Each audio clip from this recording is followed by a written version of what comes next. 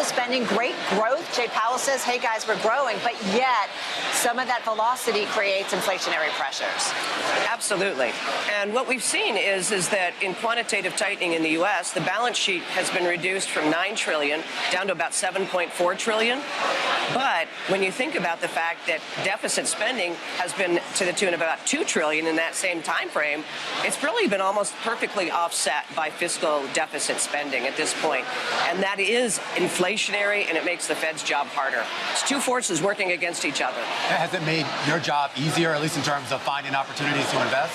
Well, absolutely. Yeah. With a resilient economy, and by the way, usually, periods where the Fed is on pause, which they are, and we do not see a rate hike, we are not in that camp, that's a very good time for credit, for fixed income investments, particularly investment-grade fixed income, and also for risk generally. I have to ask you, though, about the health of the market, particularly the Treasury market.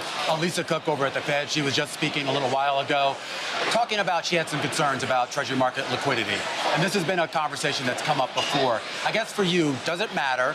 And B, if there is a liquidity issue, how severe is it right now?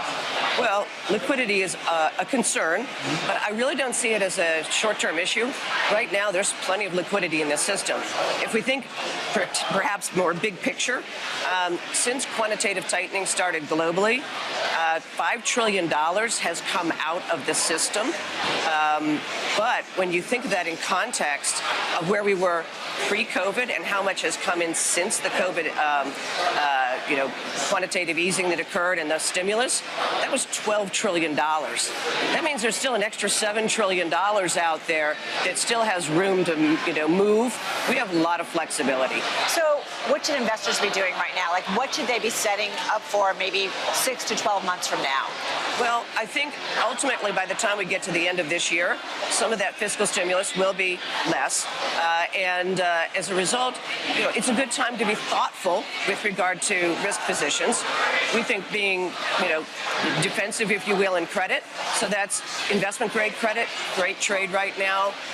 Also, parts of the high-yield market, particularly the higher credit quality part. I'd avoid the lesser credits. We still have some risk, being rationed at CCC rated credit that I'd be thoughtful about. And you could see some spread widening there. But historically, when the Fed's on pause, this is a good time for credit.